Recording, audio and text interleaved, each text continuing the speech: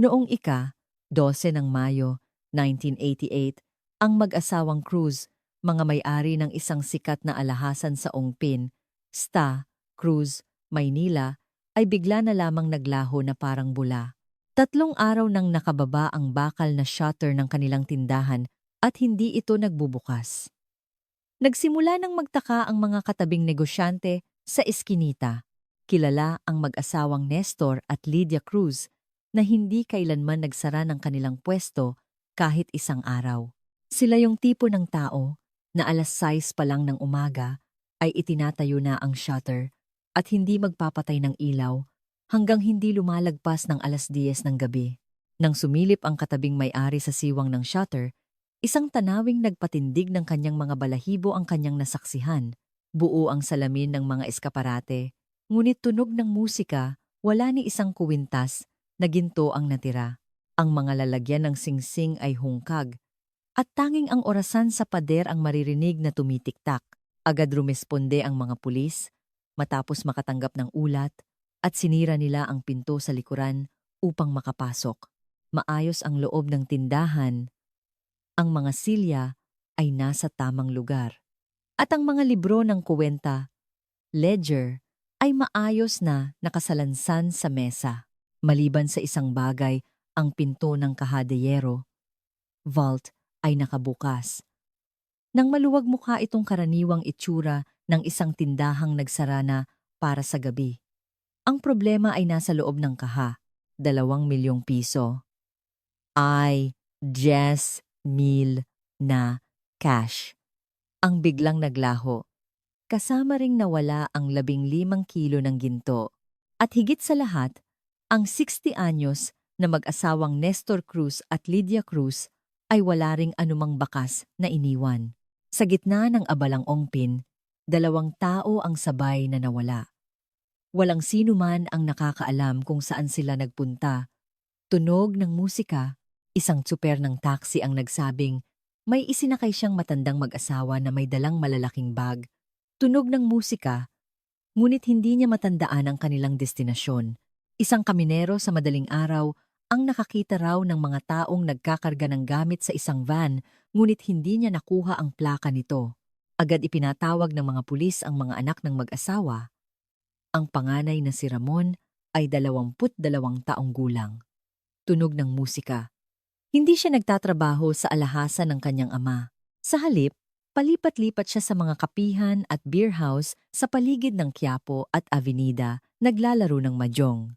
Ang pangalawang anak na babae, si Maricel, ay 29 anyos, kasal na at nakatira sa Cavite. Halos hindi na siya nakikipag-ugnayan sa kanyang mga magulang. Tunog ng musika. Ang bunsong anak na lalaki, si Benji, ay 25 anyos. Katatapos lang sa serbisyo militar at nagtatrabaho sa isang pabrika. Tunog ng musika. Lahat ng 3 anak ay nagsabing hindi nila alam kung nasaan ang kanilang mga magulang. Ngunit, tunog ng musika, may napansin ang mga pulis na kakaiba. Sa bank account ng panganay na si Ramon, may pumasok na 5,000 isang araw bago ang insidente. Nang tanungin kung kanino galing, sinabi niyang hiram niya sa isang kaibigan. Nang hilingin ang pangalan ng kaibigan, sinabi niyang hindi niya matandaan. Nalubog sa misteryo ang investigasyon. Noong 1988, wala pang CCTV. Kahit na sa gitna pa ito ng Maynila, ang mga eskinita sa Ongpin ay mga blind spot. Sinubukan nilang kumuha ng fingerprints, ngunit ang hawakan ng kahadeyero ay malinis na pinunasan. Ang pagsusuri para sa dugo, luminol, test ay negatibo rin. May naramdaman ang hepe ng investigasyon. Isang kutob. May kinalaman dito ang isa sa pamilya. Ngunit walang ebidensya. Walang saksi, walang pisikal na pruweba, walang pag-amin. Ang kaso ay nanatiling tunog ng musika, isang misteryo, at lumipas ang 15 taon. Noong taglagas ng 2003, isang hindi nagpakilalang tao ang tumawag sa Manila Police District Station 3 sa Sta, Cruz. Tunog ng musika si Ramon Cruz, biglang nakabayad ng 5,000 na utang sa sugal Walang nakakaalam kung saan niya nakuha ang ganoong kalaking pera. Isang reinvestigation team ang binuo. Nang ipatawag nilang muli si Ramon, siya ay Wyman 45 taong gulang na. Tunog ng musika, sa loob ng 15 taon, ang kanyang mukha ay manas na dahil sa sugal at alak. Galing po sa pinaupahan kong bahay. Sagot niya nang may kapanatagan. Ngunit nang hingi ng mga investigador ang kontrata ng paupa, bahagyang nanginig ang kanyang mga kamay at may mas kakaibang pang naghihintay sa kanila. Ang 5,000 ay idineposito mula sa isang bank account na nakapangalan sa kanyang ina na si Lydia Cruz, ang ina na nawawala sa loob ng 15 taon. Mula sa account ng isang taong hindi na muling nakita simula Mayo 2, 1988. May lumabas na pera noong 2003. Buhay pa ba ang ina? O may gumagamit lang sa kanyang pangalan? Ang kaso ng pagkawala na nagsimula sa alahasan sa Ongpin ay muling lumutang pagkatapos ng 15 taon. Ang matandang mag-asawa na naglaho kasama ang yaman na inipon nila sa buong buhay at ang anino ng kanilang mga anak na sumusunod sa bakas ng pera. Saan nga ba nakalibing ang katotohanan? Bago natin simulan ang kwento ngayong araw, sandali lang po. Ang pagpindot sa subscribe at like ay malaking tulong sa paghahatid namin ng mga kwentong tulad nito. Tunog ng musika at pakisulat sa komento kung saang lugar ninyo pinakikinggan ang kwentong ito. Tunog ng musika. Babatiin ko po kayo isa-isa. Noong umaga ng Mayo 1988, nasa state of alert ang Homicide Division ng Manila Police District. Isang special team ang binuo para sa Ongpin Jewelry Disappearance Case. Ang team leader ay si Major Oscar Reyes, isang veteranong pulis na may 20 taong karanasan, ngunit ito ang unang beses na nakahawak siya ng ganitong kaso. Paano mangyayaring 2 tao ang sabay na maglalaho nang walang bakas? Tanong niya sa sarili. Muling sinuri ang crime scene. Ang loob ng alahasan ay napakalinis. Walang natumbang silya, walang basag na salamin, walang anumang senyales ng paglalaban. Napakunot noo si Major Reyes. Kung magnanakaw to, wala siyang oras para maglinis ng ganito. Muli niyang tiningnan ang kaha de yero. Bukas ito ng maluwag, ngunit ang kandado ay buo. Walang bakas ng sapilitang pagbubukas. Ibig sabihin, may isang taong nakakaalam ng kombinasyon ang nagbukas nito. Inutusan ni Major Reyes ang forensics team na kumuha ng fingerprints. Walang makuha, Major. Malinis na pinunasan. Malinaw na sinadya ng salarin na burahin ang lahat ng bakas. Ngunit sa teknolohiya noong 1988, limitado ang kanilang magagawa. Hindi pa laganap ang DNA analysis at kulang pa sa gamit para sa micro-evidence collection. Sinimulan ni Major Reyes na basahin ang ledger na isinulat mismo ni G. Nestor Cruz. Puno ito ng mga transaksyon, mga pangalan ng kliyente at numero ng telepono na nakasulat sa lapis. Kinuha niya ang kanyang magnifying glass at binasa ito linya por linya. May 3 malalaking transaksyon sa nakaraang linggo. Mayo 5. Isang G. Santos ang nagbenta ng 10 pirasong gintong singsing. Nakakuha siya ng yaw 70,000 cash. Mayo 8. Isang G. Reyes ang bumili ng 5 kwintas. Nagbayad siya ng 55,000 cash. Mayo 10. Isang G. Tan ang bumili ng 3 kilo ng ginto. Ang 180,000 ang halaga. Tinunton ni Major Reyes ang pagkakakilanlan ng 3 tao. Si G. Santos ay may-ari ng isang patahian sa Divisoria. Si G. Eng. Reyes ay may-ari ng isang botika sa malapit. Si G. Tan naman ay may-ari ng isang panchiterya sa Binondo. Lahat sila ay matagal ng suki ng mag-asawang Cruz. Nagsimula ang masusing pagtatanong. Una nilang pinuntahan ang sastre na si G. Santos. Pumunta po ba kayo sa alahasan noong Mayo 5? Tumango si G. Santos. Oo, nagbenta ako ng mga singsing para sa pangkasal ng anak ko. Maganda ang presyong ibinigay sa akin ni Mang Nestor. Ano po ang kilos ni Mang Nestor noon? Tulad lang ng dati. Nakangiti pa nga at inalok ako ng kape. Ganoon din ang sinabi ng may-ari ng botika na Signang. Reyes, pumunta ako noong Mayo 8. Wala namang kakaiba. Si Aling Lydia pa mismo ang nagbalot ng mga kuwintas. Ang problema ay si Jitan. Ang may-ari ng pansitirya ay may ibang testimonya. Pumunta ako noong gabi ng Mayo 10, mga bandang 6. Pero parang kakaiba ang pakiramdam sa loob ng tindahan. Paano pong kakaiba? Si Mang Nestor, panay ang lingon sa likuran niya. Para bang may nagmamasid sa kanya. Lumapit si Major Reyes. May iba pa po bang tao doon? May isang binatang lalaki na nakaupo sa isang silya sa sulok, nananabako lang at tahimik. Natatandaan niyo po ba ang mukha niya? Umiling si G. Tan, medyo madilim. Hindi ko gaanong nakita. Pero tuwing titingnan ni Mang Nestor yung lalaki, tumitigas ang ekspresyon ng mukha niya. Ito ay isang mahalagang lead. Muling sinuri ni Major Reyes ang pamilya ng mag-asawang Cruz. Ano ang ginagawa ng panganay na si Ramon noong gabi ng Mayo 10? Tiningnan niya ang record ng investigasyon. Nasa isang madyongan daw sa Quiapo. Pinuntahan nila ang mga taong sinasabi niyang kasama niya. Ang may-ari ng lugar ay nagsabing natatandaan niya. Si Ramon. Andito yan mula alas 7 ng gabi hanggang alas 2 ng madaling araw. Natalo ng 140,000.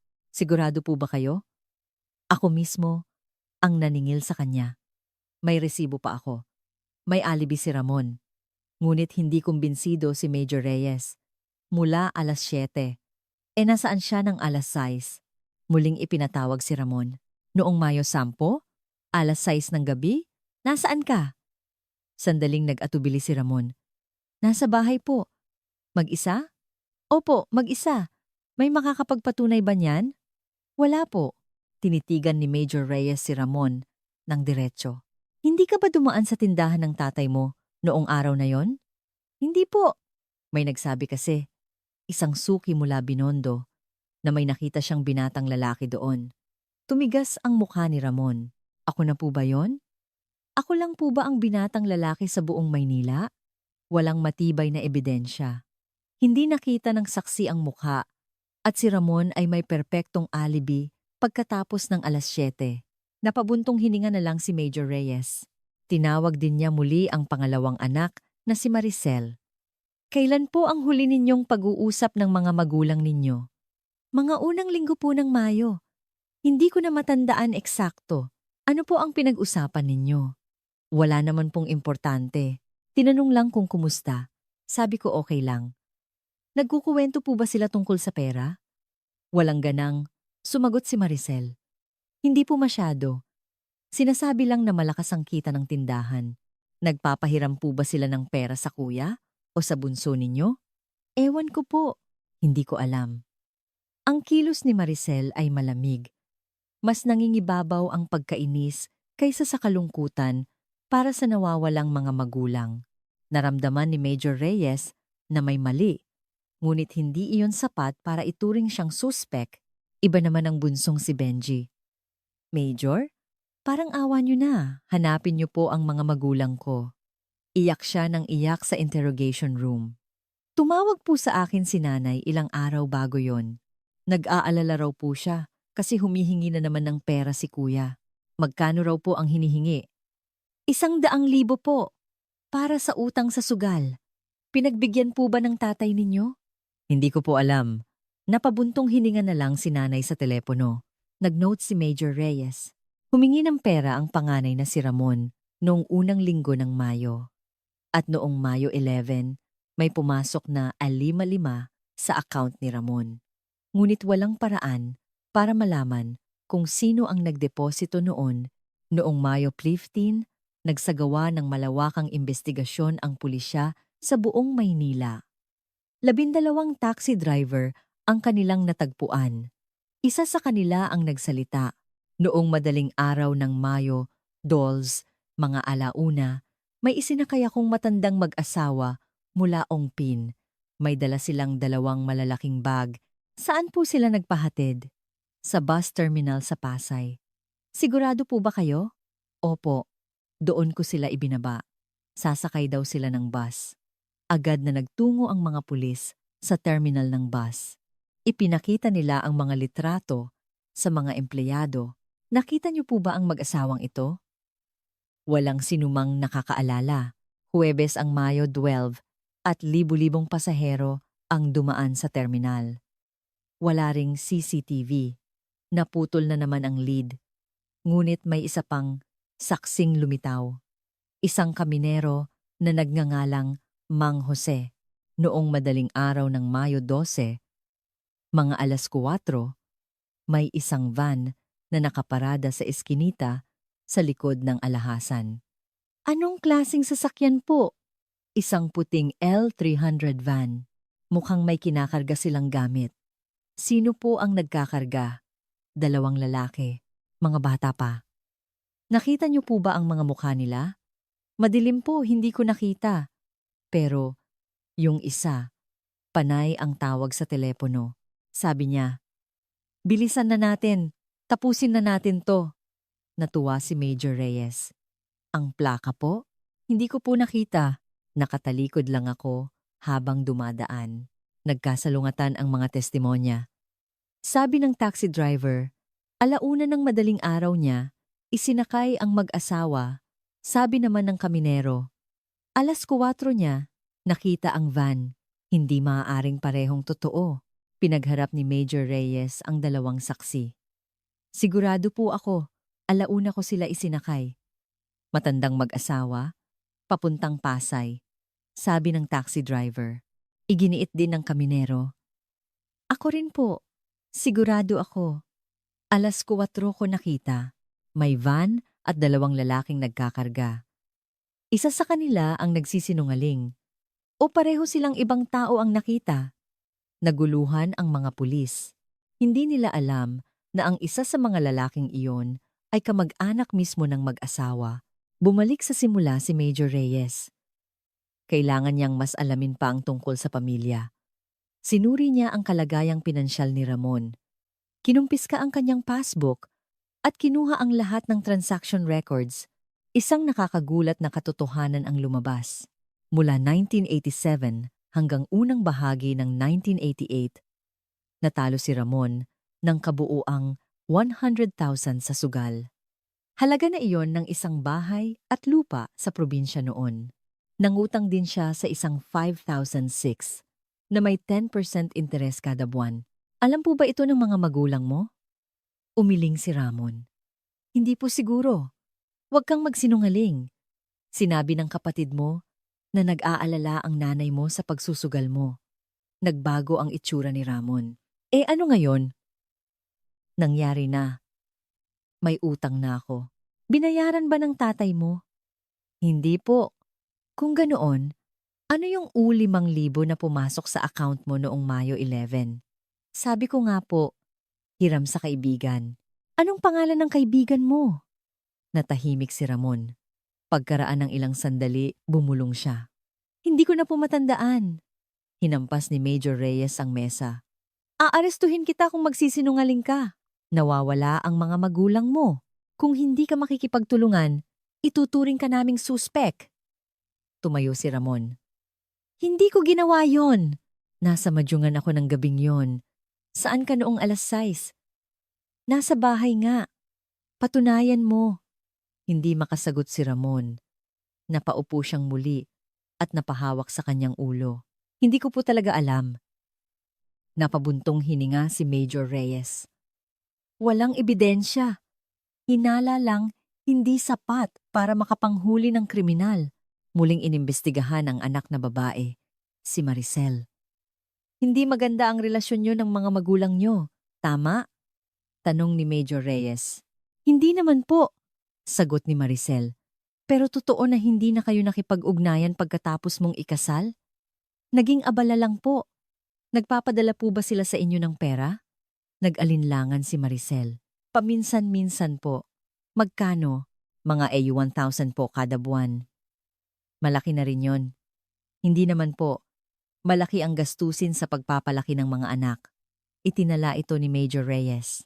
Ang asawa ni Maricel ay isang ordinaryong empleyado na may sahod na IR 4,000 kada buwan. Ang G1,000 mula sa kanyang mga magulang ay hindi maliit na halaga. Kung ganoon, mahihirapan kayo ngayong nawawala na sila, ano? Tumigas ang mukha ni Maricel.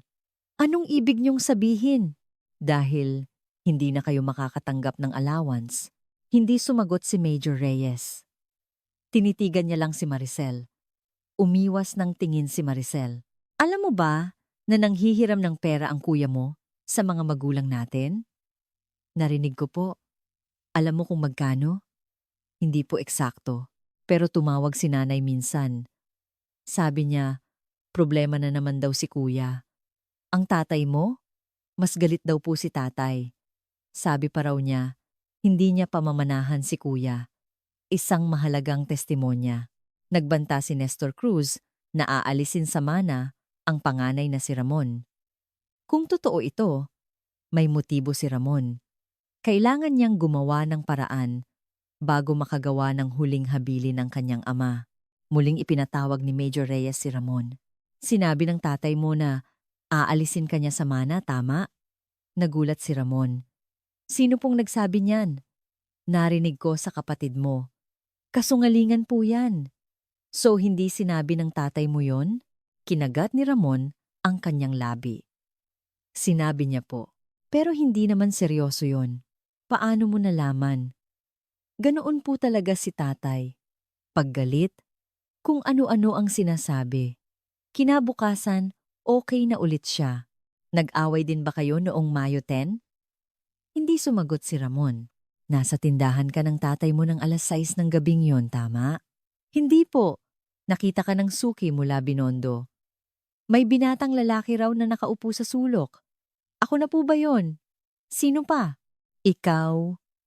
O ang kapatid mong bunso lang naman ang posibleng nandoon. Napayuko si Ramon. Pagkaraan ng mahabang katahimikan, bumulong siya. Pumunta po ako. Sa wakas, umamin na siya. Anong oras ka pumunta? Mga 6:30 ng hapon po. Bakit? Para humingi ng pera. Nagbigay ba ang tatay mo? Umiling si Ramon. Hindi po. Nagalit pa nga siya. Anong sabi niya? Nanginginig ang boses ni Ramon. Sabi niya, hindi kita anak. Huwag na raw akong magpapakita sa kanya. Umiiyak na si Ramon. Tapos umalis na po ako. Mga alas 6, umalis ako papuntang Majongan. Wala ka bang ibang pinuntahan? Wala po. Diretso na ako doon. Kinakalkula ni Major Reyes ang oras. Kung umalis si Ramon ng alas 6, posibleng makarating siya sa Majongan ng alas 7. 30 minuto ay sapat na. Ngunit may isang oras na patlang sa pagitan ng alas 6 at alas 7. Anong ginawa mo sa loob ng isang oras na yon? Naglakad-lakad lang po. Saan? Sa mga kalsada ng Maynila. Galit ako kaya kung saan-saan ako nagpunta. May nakakita ba sa'yo? Wala po. Muli, walang paraan para patunayan. Muling inimbestigahan ni Major Reyes ang bunsong si Benji. Alam mo ba na pumunta ang kuya mo sa tindahan ni tatay noong gabi ng Mayo? Tumango si Benji. Tumawag po siya sa akin. Galit daw po siya kasi hindi siya binigyan ni tatay ng pera. Ano ang tono ng boses niya? Nakakatakot po. Parang lasing. Ano pa ang sinabi niya? Nag-atubili si Benji bago nagsalita. Sabi niya, gusto niyang maghiganti kay tatay. Huminto sa pagsusulat si Major Reyes. Maghiganti? Opo. Pero akala ko po, sinasabi niya lang yon. Ganoon po talaga siya pag nakainom. Ano eksakto ang sinabi niya? Kung itinapon ako ni tatay, itatapon ko rin siya. Mga ganoong salita po. Isang napakahalagang testimonya. Agad na inaresto ni Major Reyes si Ramon. Inaaresto ka namin sa salang pagpatay. Nagwala si Ramon. Hindi ko ginawa yon. Salita lang yon pero hindi ko ginawa. Kung ganoon, nasaan ang mga magulang mo? Hindi ko alam. Hindi ko talaga alam. Hinalughog ng mga pulis ang bahay ni Ramon. Ang aparador, mga kumot, kusina, banyo lahat. Naghanap sila ng dugo, pero wala. Wala ring sandata, wala ring gamit ng kanyang mga magulang. Walang kahit isang pisikal na ebidensya. Dahil sa kakulangan ng ebidensya, pinakawalan siya ng piskal pagkatapos ng 48 oras nakalaya si Ramon. Paglabas niya ng istasyon, bumulong siya. Inosente ako. Hindi ko talaga ginawa. Sinisi ni Major Reyes ang sarili. Noong Mayo 20, muli niyang sinuyod ang paligid ng alahasan. Baka itinapon lang sa malapit ang mga bangkay. Ngunit wala silang nakita. Ininterview niya ang lahat ng negosyante sa Ongpin. Anong klaseng mga tao po ang mag-asawang Cruz? Halos pare-pareho ang kanilang sagot. Mababait na tao. Hindi nanloloko ng customer at laging tumutupad sa usapan. Nagkukuwento po ba sila tungkol sa kanilang mga anak? Sabi ng isang negosyante, paminsan-minsan. Malaki ang problema niya sa panganay niya. Ano po ang sinasabi niya? Lulong daw sa sugal. Pero anak daw niya, kaya wala siyang magawa.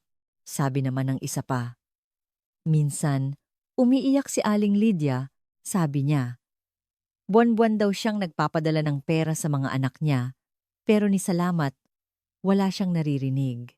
Nagpapadala ang mag-asawang Cruz ng buwanang allowance sa kanilang 3 anak, 5,000 sa panganay, 1,000 sa anak na babae, at 11,000 sa bunso. Alamawanong bawat buwan. Ngunit hindi pa rin ito sapat para sa kanila. Napabuntong hininga si Major Reyes, mga anak na nag-iinteres sa yaman ng magulang. Wala nang mas sasaklap pa sa trahedyang ito. Ngunit walang paraan para patunayan ito. Sa teknolohiya noong 1988, may malinaw na limitasyon. Walang fingerprints, walang dugo, walang bangkay. Imposibleng mapatunayan ang salang pagpatay. Noong Mayo 30, halos isinara na ang investigasyon. Huling beses na pinuntahan ni Major Reyes ang alahasan. Pinagmasdan niya ang hungkag na tindahan. Tanging ang mga eskaparate ang natira. Lumuhod siya sa harap ng Caja de Hierro. Siguradong mayroon ditong isang bagay. Muli niyang sinilip ang loob. Alikabok lang. Kinatok niya ang mga dingding. Walang tunog ng espasyo sa loob. Bigla, may kumislap sa isang sulok ng kaha. Kinuha ni Major Reyes ang kanyang tiyan at dinampot ito. Isang maliit na butones. Mukhang butones ng polo ng lalaki, kulay kape. Ano to? Ang lahat ng damit ni G. Nestor Cruz ay kinuha na ng pamilya. Walang natira. Kung ganoon, kaninong butones ito? Inilagay ito ni Major Reyes sa isang evidence bag. Ngunit sa teknolohiya noon, imposibleng matukoy ang may-ari mula sa isang butones lang. Mabigat ang kanyang dibdib nang lisanin niya ang alahasan. Ang kaso ay nanatiling isang misteryo. Ngunit patuloy na bumubulong ang kanyang kutob. May mali. Siguradong may alam ang isa sa pamilya. Hunyo 1988, malawakang ibinalita ang kaso. Mag-asawang may-ari ng alahasan sa Ongpin naglaho. 2 milyon at ginto nawala rin. Ito ang laman ng mga front page. Gabi-gabi itong tinatalakay sa telebisyon. Ngunit walang bagong lead na lumabas. Dumagsa ang mga tip mula sa publiko. May nakita akong kamukha nilang mag-asawa sa Cebu. Agad na pumunta ang mga pulis. Ngunit ibang tao pala. May kahina-hinalang mag-asawa sa isang motel sa Davao. Nang suriin, walang kinalaman, marami ring peking impormasyon. Alam ko kung sino ang pumatay. Bigyan niyo ako ng pabuya. Mga ganoong klase ng tawag. Napagod si Major Reyes. Pagsapit ng Hulyo, nagsimula ng mag-pressure ang kanyang mga superior. Itigil na yan, Major. Sayang lang sa tao. Nagprotesta si Major Reyes. Marami pa po tayong kailangang imbestigahan. Ano pa? Wala namang bangkay, walang ebidensya. Kahina-hinala po ang pamilya. Hindi natin sila maaaring arestuhin dahil lang kahina-hinala sila. Magdala ka ng ebidensya. Hindi na nakapagsalita si Major Reyes. Agosto, Opisyal nang idineklara ang kaso bilang unsolved, ngunit hindi sumuko si Major Reyes. Ginamit niya ang kanyang personal na oras para mag-imbestiga. Naglakad-lakad siya sa Ongpin at nagtanong sa mga negosyante, "Wala po ba kayong napansing kakaiba pagkatapos noon?" Karamihan ay umiling. Ngunit may isang negosyanteng nagsabi ng kakaiba, "Noong nakaraang Disyembre, nakita ko yung panganay na anak. Gabi na, nakatayo siya sa harap ng alahasan. Nakatulala lang. Matagal siyang ganoon. Tapos umalis na." Kailan po yon? Mga Disyembre. Pagkatapos ng Pasko, itinala ito ni Major Reyes. Binalikan ni Ramon ang crime scene. Bakit? Dahil ba sa konsensya? O may iba pang dahilan? Kinausap niya si Ramon nang hindi opisyal. Pumunta ka sa harap ng alahasan noong Disyembre, tama? Nagulat si Ramon. Paano niyo po nalaman? Bakit ka pumunta? Pagkatapos ng mahabang katahimikan, nagsalita si Ramon. Wala ka bang hinahanap o tinitingnan? Wala po. Pumunta lang talaga ako. Tinitigan siya ni Major Reyes. Umiwas ng tingin si Ramon. May naiwan ka ba sa loob ng kahadiyero? Ano pong ibig niyong sabihin? May nakuha kaming butones. Sa'yo ba yon? Umiling si Ramon. Hindi po sa akin yan. Tingnan natin. Sinuri ni Major Reyes ang aparador ni Ramon. Inilabas niya ang lahat ng polo at sinuri ang mga butones. May isang polo na may kaparehong kulay kapeng butones. Sa'yo to, tama? Nagkibit balikat si Ramon. Marami pong ganyang polo. Hindi niyo mapapatunayan yan. Tama siya. Noong 1988, wala pang DNA test o fiber analysis na maayos. Isang butones lang. Walang mapapatunayan. Naramdaman ni Major Reyes ang kanyang limitasyon. Noong 1989, inilipat siya sa ibang departamento. Ang Ongpin Jewelry case ay isinilid sa archive bilang isang permanenteng misteryo. Lumipas ang panahon. 1990, 1995, 2000. Ang mag-asawang Cruz ay nanatiling nawawala. Ang kanilang mga anak ay nagpatuloy sa kani-kanilang buhay. Ang panganay na si Ramon ay patuloy sa pagsusugal. Lumaki ang kanyang mga utang. Ang anak na babae, si Maricel, ay namuhay ng normal sa Cavite. Ang bunso, si Benji, ay nag-asawa at nagpatuloy sa pagtatrabaho sa pabrika. Ang pwesto ng alahasan sa Ongpin ay naging ibang tindahan na. Unti-unti nang nakalimutan ang mag-asawang Cruz.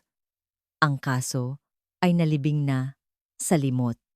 Ngunit noong taglagas ng 2003, nagsimula muli ang lahat. Isang hindi nagpakilalang tao ang tumawag sa MPD, si Ramon Cruz.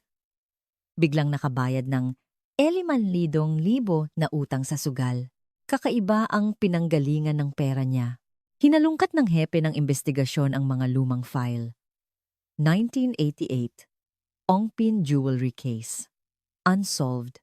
Isang bagong reinvestigation team ang binuo. Ang team leader ay isang batang investigador, si Detective Leo Santos.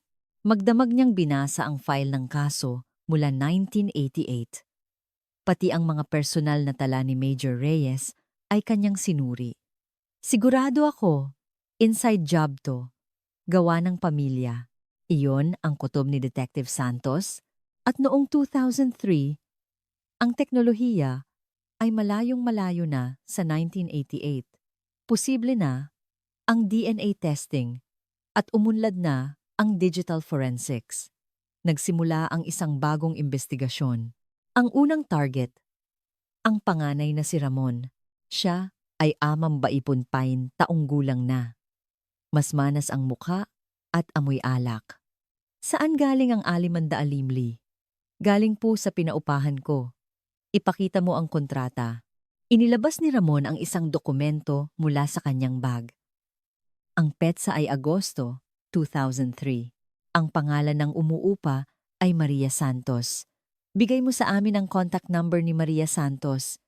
Ibinigay ni Ramon ang numero. Agad na tumawag si Detective Santos. Hello, kayo po ba ang nagbayad ng upa kay G? Ramon Cruz? Nataranta ang nasa kabilang linya. Ha? Hindi ko po alam ang sinasabi niyo. Pekeng numero. Tinitigan ni Detective Santos si Ramon. Pumeke ka ng kontrata, ano? Pinagpawisan ng malamig si Ramon. Hindi po. So, si Maria Santos ang nagsisinungaling? Hindi makasagot si Ramon. Tinunto ni Detective Santos ang bank transaction. Binalikan niya ang pinanggalingan ng ilimiling inglibo at isang nakakagimbal na katotohanan ang kanyang natuklasan. Ang nagpadala ay nakapangalan kay Lydia Cruz, ang ina ni Ramon na nawawala sa loob ng 15 taon. Walang sinuman ang nag-akala na ang isang kutob mula 15 taon na ang nakalipas ay magkakatotoo. Ang matandang mag-asawa na naglaho sa gitna ng ongpin. Ang mga anak na mas kahina-hinala kaysa sa nagdadalamhati. Ang utang sa sugal ng panganay at ang banta ng paghihiganti. Ngunit walang ebidensya. Tanging isang butones, magkasalungat na testimonya, at isang oras na patlang ang natira. Ang kaso ay tila nalibing na sa limot. Ngunit pagkatapos ng 15 taon, isang 555 na transaksyon ang ginawa mula sa account ng yumaong ina. Buhay pa ba ang ina? O may gumagamit lang sa kanyang pangalan? Sa susunod na yugto ng kwento, ang re-investigation team ng 2003 ay muling bubuksan ang 15 taong lumang ebidensya, ang digital trail, mga record ng bangko at ATM, at isang mahalagang bagay na matatagpuan sa ilalim ng sahig ng alahasan ang babago sa lahat. Noong Oktubre 7, 2003, tinipon ni Detective Leo Santos ang kanyang team. Isang 15 taong lumang kaso ito, ngunit may bago tayong lead. Idinikit niya sa whiteboard ang bank transaction record. Isang bahagi ang minarkahan ng pulang pentel pen. Agosto 15, 2003, akmay 500,000 transfer mula sa account ni Lydia Cruz papunta sa account ni Ramon Cruz. Ang problema, si Ge Eng. Lydia Cruz ay nawawala mula pa noong 1988. Nagbulungan ang mga miyembro ng team. Patay na tao, gumagalaw ang bank account? Tumango si Detective Santos. Mas tama sigurong sabihing nawawalang tao, hindi pa natatagpuan ang bangkay. Kung ganoon, baka buhay pa ang ina? Iyon ang kailangan nating alamin. Pumunta si Detective Santos sa bangko. Hiniling niya ang kumpletong transaction history ng account ni Lydia Cruz. Inilabas ang 13 taong record mula 1988 hanggang 2003. Isang nakakagulat na katotohanan ang lumabas. Ang account ay patuloy na aktibo kahit pagkatapos ng Mayo 12, 1988. Ang unang transaksyon pagkatapos ng pagkawala ay noong Marso 20, 1990. Isang AYE 1,000 ang na-withdraw at nagpatuloy pa ito. Hulyo 1992, 2,000. Enero 1995, 3,000. Hunyo 1998, 1,000, 5,000. Setyembre 2000, 10,000. May kabuuang 12 transaksyon. Inutusan ni Detective Santos ang kanyang team. Alamin niyo ang lokasyon ng lahat ng ATM, kung saan ginawa ang mga withdrawal na ito. Pagkalipas ng 2 araw, lumabas ang resulta. Lahat po ay sa mga ATM sa Maynila. 2 sa Ongpin, 3 sa Quiapo, 4 sa Avenida, 3 sa Sta, Cruz. Minarkahan ito ni Detective Santos sa mapa. Lahat ng ATM ay nasa loob ng 2 kilometrong radius mula sa Ongpin. May isang taong nakatira malapit sa Ongpin na gumagamit ng account na ito. Sinuri nila ang address ni Ramon Cruz. Mula 1990 hanggang 2003, palagi siyang nakatira sa isang lugar na 2 kilometro lang ang layo mula sa Ongpin. Ikaw ang gumagamit ng passbook ng nanay mo, tama? Itinanggi ito ni Ramon. Hindi po. Wala po akong alam dyan. Kung ganoon, sino? Ang nawawala mong ina? Ang mismong gumagamit? Kinagat ni Ramon ang kanyang labi. Inilatag ni Detective Santos ang mga transaction record sa mesa. Mula 1990 hanggang 2003, 12 beses. Lahat sa mga ATM malapit sa tinitirhan mo. Nagkataon lang ba? Hindi ko po alam. Alam mo ba ang PIN ng passbook ng nanay mo? Hindi sumagot si Ramon. Alam mo, ano? Sinabi ba sa'yo ng nanay mo? O ikaw mismo ang nakatuklas? Napayuko si Ramon. Pagkaraan ng ilang sandali, bumulong siya. Birthday po ng tatay ko. Isang pag-amin. So, ikaw ang nag-withdraw? Hindi po. Ilang beses ko lang pong ginamit. Ilang beses? 3 po. Kailan? 1995, 1998, at 2000. Tiningnan ni Detective Santos ang record. Ang 3 beses na iyon ang may pinakamalalaking halaga. A3,000, A5,000, at 10,000. Sino ang gumamit sa mga natitirang beses? Hindi sumagot si Ramon. Ang kapatid mo? Itinaas ni Ramon ang kanyang ulo. Nagulat siya. Paano? Ang bunsong si Benji ay sa parehong lugar din nakatira. Mula pa noong 1990, natigilan si Ramon. Agad ipinatawag ni Detective Santos si Benji. Siya ay 40 taong gulang na. Mukha siyang ordinaryong manggagawa sa pabrika. Ginamit mo ba ang passbook ng nanay mo? Nataranta si Benji. Ano pong sinasabi niyo? Mula 1990 hanggang 2003, may mga withdrawal sa passbook ni Gang. Lydia Cruz. Umamin na ang kuya mo na 3 beses niyang ginamit ang mga natitira. Ikaw ba? Namutla si Benji. Sinabi ng kuya mo ang pangalan mo. Kumpirmahin mo na lang. Pagkatapos ng mahabang katahimikan, tumango si Benji. Opo. Ilang beses? 4 na beses po. Kailan? Omien Noah Sutenozech, Omien Noah Sutenozech, Shidoy, Omien Noah Sutenozech, Shiopt, Ado Mitrey. Nagkalkula si Detective Santos. 3 beses ang kuya, 4 na beses ang bunso, 7 lahat. Pero 12 ang transaksyon. Sino ang gumawa ng 5 natitira? Umiling si Benji. Hindi ko po alam. Ang ate mo? Imposible po. Nasa Cavite po siya. Nagduda si Detective Santos. Talaga bang walang alam si Maricel? Ipinatawag niya si Maricel. Siya ay 44 na taong gulang. Pagod ang kanyang itsura mula sa biyahe galing Cavite. Ginamit mo ba ang passbook ng nanay mo? Nanlaki ang mata ni Maricel. Ano po? Anong sinasabi niyo? Ginamit ito ng mga kuya mo. Alam mo ba? Wala po akong kaalam-alam. Sigurado ka? Opo. Abala po ako sa pag-aalaga ng mga anak ko sa Cavite. Wala akong pakialam sa ginagawa ng mga kuya ko. Sinuri ni Detective Santos ang records ng tirahan ni Maricel. Totoo ngang mula 1989 hanggang 2003, palagi siyang nasa Cavite, malayo sa Ongpin. Kung ganoon, sino ang gumawa ng 5 natitira? Sabi ni Maricel, baka inutusan ng mga kuya ko, ang mga kaibigan nila. Posible iyon. Pinagharap ni Detective Santos sina Ramon at Benje. May inutusan ba kayong kaibigan para mag-withdraw? Unang nagsalita si Ramon. 1 beses po. Nakiusap ako sa kaibigan ko. Anong pangalan? Hindi ko na po matandaan. Nainis si Detective Santos. Na naman? Hindi matandaan? Ganyan din ang sinabi mo. 15 taon na ang nakalipas. Napayuko si Ramon. Tinanong niya si Benji. Ikaw? Ako rin po. 1 beses. Kailangan ng kaibigan ko ng pera. At hindi ako makaalis.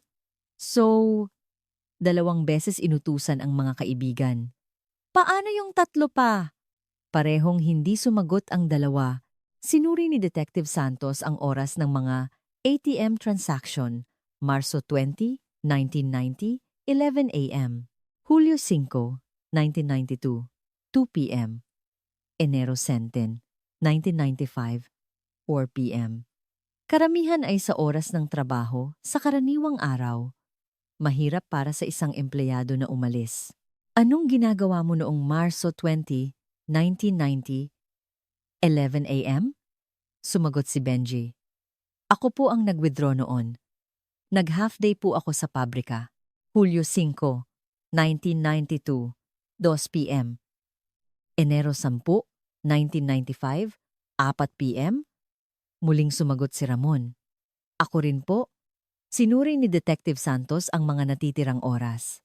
Hunyo 15, 1998, 6 p.m. Setyembre 3, 2000, 7 p.m. Mayo 20, 2003, 8 p.m. Gabi na. Anong ginagawa mo noong Mayo 20, 2003, 8 p.m.? Sumagot si Benji. Ako po ang nag-withdraw noon. Mag-isa ka lang? Nag-alinlangan si Benji. Kasama ko po si Kuya. Tumayo si Ramon. Hoy! Bakit ka nagsisinungaling? Ikaw ang nagsabi na samahan kita. Naghihintay lang ako sa labas. Ikaw ang nag-withdraw. Ikaw ang nagsabi sa akin ng PIN. Nagsimulang mag-away ang dalawa. Pinigilan sila ni Detective Santos. Pareho kayong kasabwat. Paggamit ng passbook ng iba, pamemeke ng dokumento. Aamin na ba kayo? Natahimik sina Ramon at Benji. Tinumbok na ni Detective Santos ang pinakaimportante, pero ang tanong, paanong napunta sa inyo ang passbook ng nanay niyo kung nawawala siya? Sumagot si Ramon. Nasa bahay po. Saan? Sa bahay po ng mga magulang namin. Nakita namin noong nililinis namin ang bahay pagkatapos nilang mawala. Kailan niyo nakita? Mga 1989 po. So, 1 taon niyo munang hindi ginamit? Opo. Natatakot po kami. Saan kayo natatakot? Hindi sumagot si Ramon. Naintindihan ni Detective Santos. Natatakot si Ramon na baka bumalik ang kanyang mga magulang. Ngunit pagkalipas ng 1 taon, nakumbinsi na siya. Hindi na sila babalik. Iniisip mo ba na buhay pa ang nanay mo? Umiling si Ramon. Hindi po. So, iniisip mo na patay na siya? Hindi ko po alam. Imposibleng hindi mo alam. Ginamit mo ang passbook dahil alam mong patay na siya, tama? Hindi nagsalita si Ramon. Itinanong na ni Detective Santos ang pinakamahalagang tanong. Paano mo pinatay ang nanay mo? Sumigaw si Ramon. Hindi ko siya pinatay. Kung ganoon, sino? Hindi ko alam. Hindi ko talaga alam. Sumigaw din si Benji. Hindi ko rin po alam. Bigla na lang silang nawala. Pinagmasdan ni Detective Santos ang dalawa. Sigurado siyang pareho silang nagsisinungaling. Ngunit wala pa siyang matibay na ebidensya. Biglang may pumasok na isang miyembro ng team. Sir, may tawag galing sa demolition site ng dating alahasan sa Ongpin. Ano yon? May nakita raw silang kakaiba habang ginigiba ang gusali. Oktubre 5, 2003. Nagmamadaling pumunta si Detective Santos sa Ongpin. Ang dating alahasan ay ginigiba na. Sinisira na ng heavy equipment ang mga pader. Sinalubong siya ng foreman. Dito po, sir. Itinuro ng foreman ang sahig sa loob ng dating tindahan. Ang mga tabla ng sahig ay nakaangat. Habang tinatanggal namin ang sahig, may espasyo pala sa ilalim. Ginamit ni Detective Santos ang kanyang flashlight. Maliit lang ang espasyo sa ilalim. Mga 1 talampakan lang ang taas. Sa loob, may isang lumang balutan ng tela. Nagsuot siya ng guwantes at maingat itong kinuha. Binuksan niya ang balutan. Sa loob, may 2 bagay. Isang gintong relo at isang pilak na singsing. Halos mapigil ang hininga ni Detective Santos. Malaki ang posibilidad na pag-aari ito ng mag-asawang Cruz. Tiningnan niya ang likod ng relo. May maliit na nakaukit. Ika, 12 ng Mayo, 1970, para kay Nestor.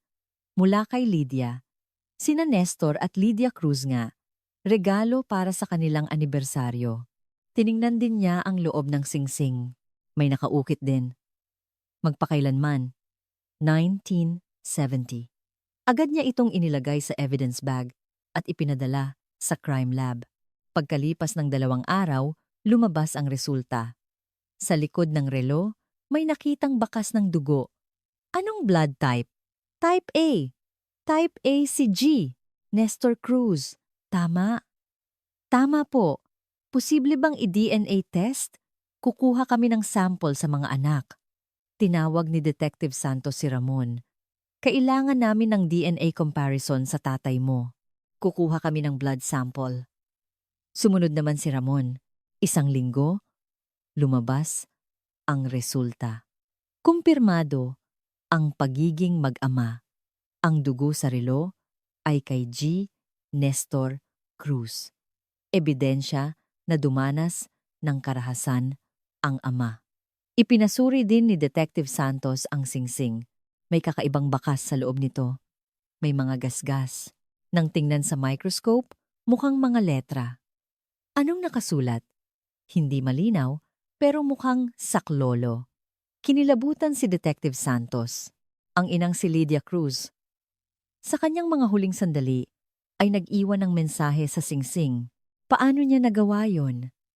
Malamang gumamit siya ng karayom o pako. Malakas ang pagkakadiin. Naisip ni Detective Santos ang eksena.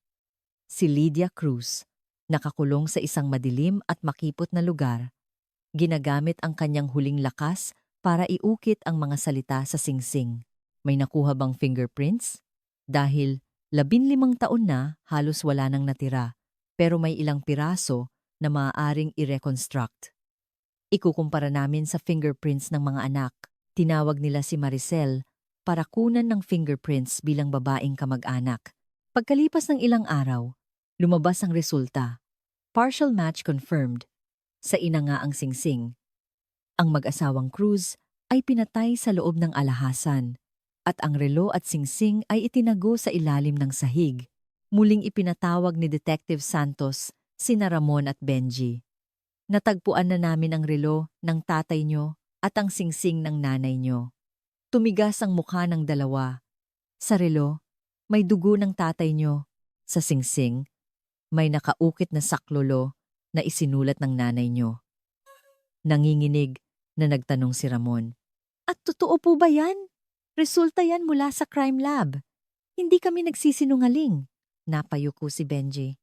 Patuloy ang pressure ni Detective Santos. Bakit nyo itinago sa ilalim ng sahig? Hindi po kami ang nagtago niyan. Kung ganoon, sino? Ang mga magulang nyo mismo? Hindi sumagot si Ramon. Isa sa inyo ang nagtago niyan. O baka pareho kayong kasabwat? Biglang sumigaw si Benji. Si Kuya? Si Kuya ang may gawa ng lahat? Tumayo si Ramon. Ano? Sinunod ko lang ang utos niya. Tumulong lang ako. Gago ka. Nagkasakitan ang dalawa. Pinigilan sila ng mga pulis. Tumigil kayo. Hiwalay namin kayong iimbestigahan. Iniwan muna si Ramon sa interrogation room. Dinala si Benji sa ibang kwarto. Tinanong ni Detective Santos si Ramon. Sabi ng kapatid mo, ikaw raw ang may gawa ng lahat. Sinungaling siya. Wala akong ginawa. So, ang kapatid mo lang mag-isa? Hindi ko alam. Imposibleng hindi mo alam. Isa sa inyo ang salarin. Umiling si Ramon. Aha, hindi ko po talaga alam. Bigla na lang silang nawala. Pumunta si Detective Santos sa kabilang kwarto. Nakasubsob si Benji sa mesa, umiiyak. Magsalita ka na. Anong nangyari? Itinaas ni Benji ang kanyang ulo. Manas ang kanyang mga mata. Si Kuya! Si Kuya po! Humingi ng pera. Kay tatay. Noong Mayo 10, 1988, tama? Opo, tumawag siya sa akin. Galit daw kasi hindi binigyan ni tatay. Tapos po pumunta ako sa tindahan. Mga 8:00 ng gabi. Sino ang nandoon? Si tatay, si nanay, at si kuya? Ano ang sitwasyon? Napaiyak si Benji. Napakasama po. Sumisigaw si kuya. Sumisigaw din si tatay. Ang nanay mo, umiiyak lang po si nanay. Nag-note si Detective Santos. Anong ginawa mo? Inawat ko po si kuya. Sabi ko, tama na. Pero sinigawan din ako ni kuya. Anong sabi niya? Lagi ka nalang kampi sa kanila. Mamatay na ako sa utang. Ako pa ang masama? Tapos? Kinagat ni Benji ang kanyang labi. Hindi ko na po matandaan. Huwag kang magsinungaling. Totoo po. Lasing din po kasi ako kaya. Kailan ka uminom? Bago po ako pumunta sa tindahan. Nagduda si Detective Santos. May itinatago si Benji. Pag-alis mo sa tindahan, buhay pa ba ang mga magulang mo? Hindi sumagot si Benji. Sumagot ka. Hindi ko po alam. Paano mong hindi alam? Kung buhay sila, nakita mo. Kung patay sila, nakita mo ang bangkay. Patuloy lang sa pag-iyak si Benji. Bumalik si Detective Santos kay Ramon. Umamin na ang kapatid mo. Pumunta siya sa tindahan ng alas 8 ng gabi noong Mayo 10. Hindi nagulat si Ramon. Opo, bakit hindi mo sinabi yun? Ayoko pong sabihin. Anong nangyari? Matagal na nanahimik si Ramon. Pagkatapos, dahan-dahan siyang nagsalita. Humingi po ako ng 100,000 kay tatay.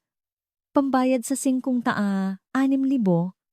pero ayaw niya pong magbigay. Ang nanay mo? Sabi po ni nanay. Bigyan na raw. Mamatay na raw ang anak niya.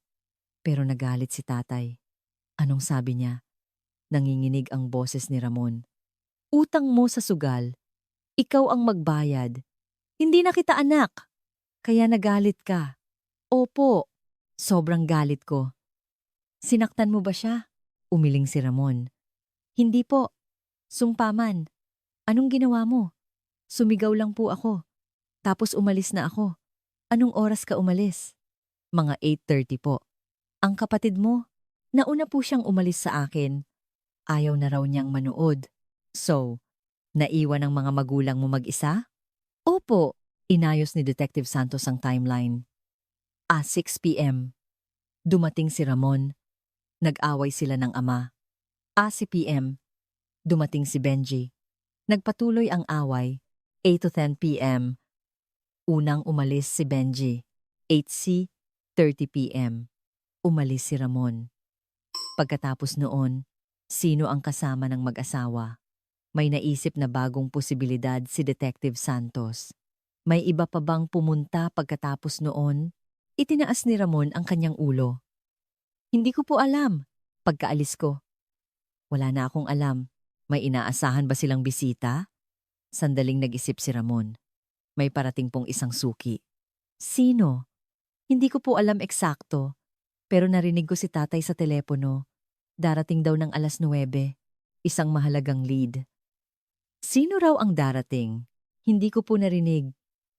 Pero parang malapit sa kanya ang kausap niya. Kamag-anak? Maaari po. Muling hinalungkat ni Detective Santos ang 1988 investigation files. Walang nakatala kung sino ang bumisita sa alahasan ng alas 9 ng gabi noong Mayo 10. Kailangan nating hanapin ang taong yon. Muling sinuri ng team ang lumang ledger. Tiningnan nila ang mga tala noong Mayo 10. May napansin silang kakaiba. Sa gilid ng pahina, may malabong sulat lapis. Malapit sa bahay. Ginamit ni Detective Santos ang magnifying glass. Malinaw na malapit sa bahay. Ang nakasulat, anong ibig sabihin nito? Baka address ng suki, nakatira malapit sa bahay nila? Kaninong bahay? Kung malapit sa alahasan, ibig sabihin, malapit sa bahay ng mag-asawang Cruz. Sinuri ng team, ang bahay ng mag-asawang Cruz ay 10 minutong lakad lang mula sa alahasan. May kamag-anak ba silang nakatira doon? Muling tiningnan ang family tree. May isang kapatid si Nestor Cruz, si Arturo Cruz. Noong 1988, nakatira siya sa isang lugar na 3 kilometro lang ang layo mula sa Ongpin. Ang address ni Arturo Cruz ay pasok sa deskripsyon na malapit sa bahay. Agad hinanap ni Detective Santos si Arturo, ngunit namatay na pala ito noong 1995. May naiwan ba siyang pamilya? Isang anak na lalaki. Si Chito Cruz. 41 anyos na ngayon. Ipinatawag si Chito. Isa siyang real estate agent. Noong gabi ng Mayo 10, 1988. Natatandaan mo ba kung saan pumunta ang tatay mo? Umiling si Chito. 17 taon na po yun. Paano ko matatandaan? Pumupunta po ba siya sa alahasan ng tiyuhin niyo? Opo, paminsan-minsan. Posible po bang pumunta siya noong Mayo 10? Ewan ko po. Hindi ko masabi. Nakumbinsi si Detective Santos. Malamang, si Arturo Cruz ang bumisita sa alahasan ng 9:00 ng gabing iyon, ngunit patay na siya. Walang paraan para kumpirmahin. Biglang nagsalita si Benji. Parang si Tio Arturo po ang dumating. Bakit mo nasabi? Noong papaalis na po ako, tumunog ang telepono. Sinagot ni tatay. Sabi niya, sige, mamaya. Narinig ko po. Narinig mo ang boses? Hindi po, pero parang komportable si tatay sa kausap niya. Parang sa pamilya. Nagsimula ng mabuo ang puzzle. 9:00 ng gabi, Mayo 10, bumisita si Arturo Cruz sa alahasan. Anong nangyari pagkatapos noon? Ngayon, nalaman na nila na isa sa mga suspek ay kamag-anak pala. Muling ipinatawag ni Detective Santos si Chito. May naiwan po bang diary o mga sulat ang tatay niyo? Umiling si Chito. Matagal na po siyang wala. Naitapon na po lahat. Noong 1988, ano po ang kalagayang pinansyal ng tatay niyo? Sandaling nag-isip si Chito. Hindi po maganda. Mahina po ang negosyo niya. Anong negosyo po? Damit po sa Divisoria, pero malaki po ang utang niya. Magkano po? Hindi ko po alam eksakto, pero sigurado akong mahigit 100,000. Malaking pera na ang 100,000 noon. Halos isang bahay na. Nanghiram po ba ng pera ang tatay niyo sa tiyuhin niyo? Tumango si Chito. Opo, ilang beses. Nakabayad po ba siya? Hindi ko po alam. Hinalungkat ni Detective Santos ang mga bank records. Tinunton niya ang account ni Arturo Cruz. Mula 1987 hanggang 1988, may 3 beses siyang nakatanggap ng pera mula kay Nestor Cruz. Kabuong 100,000. Nanghiram po ng gayong 100,000 ang tatay niyo sa tiyuhin niyo. Nagulat si Chito. Ganoon po kalaki? Walang record ng pagbabayad. Hanggang Mayo 1988, wala siyang binayaran kahit isang kusing. Ganoon po pala. Naghinuha si Detective Santos, kailangang magbayad ng utang si Arturo, ngunit wala siyang pera. Kaya, noong gabi ng Mayo 10, pinuntahan niya ang kanyang kapatid, malamang para manghiram pa. Ngunit tumanggi si Nestor. Galit na siya dahil sa panganay niyang anak. Nag-away kaya sila? Tinanong ni Detective Santos si Chito. Ano po ang ugali ng tatay niyo? Mainitin po ang ulo. Madaling magalit. Naging marahas po ba siya? Napayuko si Chito. Paminsan-minsan po. Pag nakainom. Posible po bang nakainom siya noong Mayo 10, 1988?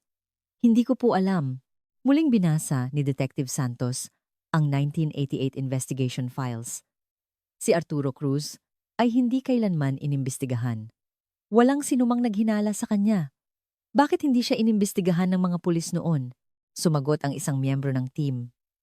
Dahil pamilya sila, hindi nila naisip na mangyayari ang ganoong bagay sa pagitan ng magkapatid. Napabuntong hininga si Detective Santos. Iyon ang pagkukulang ng investigasyon. 15 taon na ang nakalipas. Ngayon, wala nang paraan para imbestigahan si Arturo. Patay na siya, ngunit baka may alam ang anak niyang si Chito. Pagkatapos ng Mayo 1988, may napansin po ba kayong kakaiba sa kilos ng tatay niyo? Sandaling nag-isip si Chito. Meron po. Ano po yun? Bigla po siyang naging palainom. Gabi-gabi umuuwing lasing. Kailan po nagsimula? Mga kalagitnaan po ng Mayo. Eksakto. Pagkatapos ng insidente. May sinasabi po ba siya? Wala po. Pero parang lagi siyang binabangungot. Paano niyo po nalaman? Sumisigaw po kasi siya sa gabi. Patawad! Patawad! Ganoon po. Kinilabutan si Detective Santos. Si Arturo ay ginugulo ng kanyang konsensya. Ano pa po? Minsan, tinanong ko po siya, Tay, bakit hindi na natin nakikita si Tio Nestor at Tia Lydia? Nagalit po siya. Sabi niya, huwag mo nang babanggitin yan. Kailan po yon? Mga Hunyo, 1988. Lahat ay nagtutugma. Nakumbinsi si Detective Santos. Si Arturo Cruz ang pumatay sa kanyang kapatid at hipag sa alahasan noong gabi ng Mayo 10. Ngunit mag-isa lang ba niya itong ginawa? Muling pinagharap ni Detective Santos sina Ramon at Benji. Pumunta ang tiyuhin niyo sa alahasan ng gabing yon. Alam niyo? Tama? Sumagot si Ramon. Hindi po. Sinungaling. 30 minuto pagkaalis niyo dumating siya. Plinano niyo to ano? Anong plano po? Ang patayin ang mga magulang niyo, kasama ang tiyuhin niyo. Tumayo si Ramon. Imposible. Wala po akong alam dyan. Tinanong ni Detective Santos si Benji. Ikaw, alam mo? Umiling si Benji. Hindi po. Pareho kayong nagsisinungaling. Dumating ang tiyuhin niyo at bumalik din kayo pagkatapos. Sumigaw si Ramon. Hindi kami bumalik. Pumunta ako sa Majongan. Patunayan mo. May mga saksi. Nakita ako ng mga tao doon. Tiningnan ni Detective Santos ang 1988 files. Dumating si Ramon sa Majongan ng alas 9 ng gabi. Kinumpirma ito ng maraming saksi. So, anong ginawa mo bago ang alas 9? Umalis ka sa tindahan ng 1260? Dumating sa Majongan ng 9? May 3 minutong patlang. Naglakad lang po ako. 30 minuto? Dahan-dahan po akong naglakad. Galit kasi ako. Walang paraan para patunayan. Tinanong niya si Benji. Ikaw, saan ka pumunta? Umuwi po ako. Mag-isa? Opo. May makakapagpatunay? Wala po. Muli, walang alibi. Napanghinaan ng loob si Detective Santos. Sigurado siyang si Arturo ang salarin. Pero patay na ito. Hinala niyang kasabwat sina Ramon at Benji. Pero walang ebidensya. Biglang may dalang bagong impormasyon ang isang miyembro ng team. Sir, natatandaan niyo po yung van na nakita noong madaling araw ng Mayo 12, 1988? Oo, yung puting L300 van. Si Arturo Cruz po pala ay may-ari ng puting L300 van noong mga panahong iyon. Tumayo si Detective Santos. Sigurado ka? Opo. Kinumpirma po namin sa LTO records. Isang napakahalagang ebidensya. Nasaan na ang van na yon? Na-junk na po noong 1990. May record ba ang junk shop? Hahanapin po namin. Pagkalipas ng 3 araw, bumalik ang miyembro ng team. Yung ilang bahagi po ng van nasa isang scrapyard pa. Puntahan natin!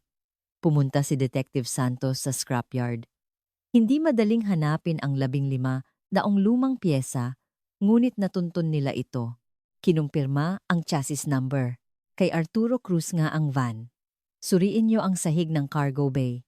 Ginamit ng forensics team ang luminol. Nang ilawan ng UV, may umilaw. Dugo. Maaari bang i-DNA test? Susubukan po namin. 1 linggo, lumabas ang resulta. Dugo ng 2 tao ang nakuha. Isang type A, isang type O. Si G. Nestor Cruz ay type A. Si Geengeng. Lydia Cruz ay type O. Tama? Opo. At ang DNA comparison sa mga anak, kumpirmadong sila nga ang mga magulang. Perpektong ebidensya. Ginamit ni Arturo ang kanyang van para itakas ang mga bangkay. Ang van na nakita ng kaminero noong madaling araw ng Mayo 12 ay sa kanya pala. Huling beses nang kinausap ni Detective Santos sina Ramon at Benji. Sa van ng tiyuhin nyo, nakuha namin ang dugo ng mga magulang nyo. Hindi na nakapagsalita ang dalawa. Lahat ay malinaw na. Pinatay ng tiyuhin nyo ang mga magulang nyo at ginamit ang van para itakas ang mga bangkay. Nanginginig na, nagtanong si Ramon. Nasaan po ang mga bangkay? Kayo ang dapat magsabi niyan. Hindi po talaga namin alam. Mag-isa lang ba itong ginawa ng tiyuhin nyo? O tumulong din kayo? Napaiyak si Benji. Wala po talaga kaming ginawa. Napabuntong hininga si Detective Santos. Patay na si Arturo. At itinatanggi ng 2 anak. Kung malalaman lang ang lokasyon ng mga bangkay, tapos na ang lahat. Biglang tumawag si Chito. Sir, habang nililinis ko po ang mga gamit ni Itay, may nakita po akong kakaiba. Ano yon? Isang diary po. Mula 1988, agad na pumunta si Detective Santos. Luma na ang diary at naninilaw. Binuklat niya ito sa buwan ng Mayo. May entry para sa Mayo, Sam. Pinuntahan ko si kuya. Humingi ulit ng pera. Tumanggi. Nagalit ako. Uminom. Binalikan ko. 9:09 na ng gabi. Pagkatapos noon, ilang araw na blanko. May entry ulit para sa Mayo 15. Patawad kuya. Patawad hipag. Nawala ako sa sarili. Patawarin niyo ako. At ang huling pangungusap, nasa ilalim ng alahasan. Doon, naputol ang pangungusap. Halos mapigil ang hininga ni Detective Santos. Sa ilalim ng alahasan? May basement ba ang alahasan? Sinuri ng team. Sa blueprint po, noong 1988, mayroon pong basement o bodega sa ilalim. Ngayon, tinabunan na po noong nagsimula ang demolition. Binuhusan na ng semento. Agad na bumalik sa site si Detective Santos. Kailangan nating maghukay. Humingi sila ng permiso sa korte. Pagkalipas ng 2 araw, naaprubahan ito. Sinimulang basagin ang semento at bumaba sa basement. At doon, natagpuan nila ang 2 kalansay at ang isang litratong hawak ng investigador ang nagpabago sa lahat. Ang bank account ng yumaong ina ay gumagalaw sa loob ng 15 taon. Nagturuan ng magkapatid. Ang relo at singsing mula sa ilalim ng sahig ay nagsalaysay ng huling sandali ng mag-asawa.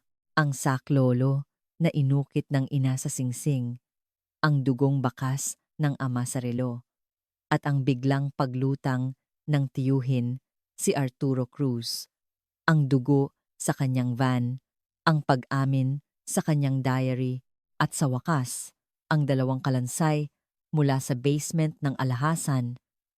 Ngunit, hindi pa dito nagtatapos ang kwento. Ang resulta ng pagsusuri sa mga kalansay at ang magkasalungat na testimonya ng magkapatid ang magbubunyag kung sino talaga ang may sala. Mag-isa lang ba itong ginawa ng tiyuhin? O kasabwat din ng mga pamangkin? At ano ang totoong dahilan kung bakit nila ginamit ang passbook ng kanilang ina sa loob ng 15 taon? Isang huling revelasyon ang naghihintay. Oktubre 30, 2003, puno ng tensyon ang crime lab. Ang 2 kalansay na nahukay ay nasa mesa ng pagsusuri, 15 taon na nakalibing sa ilalim ng semento. Pinigil ni Detective Santos ang kanyang hininga. Nagsalita ang forensic anthropologist, parehong kalansay ng matanda. Isang lalaki, isang babae.